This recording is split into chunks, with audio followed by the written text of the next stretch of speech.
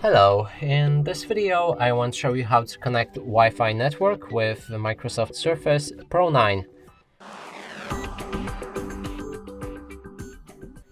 And to do this, we'll need to either click right here in our menu and open a Wi-Fi settings with the arrow, or we can go to our start and open a settings.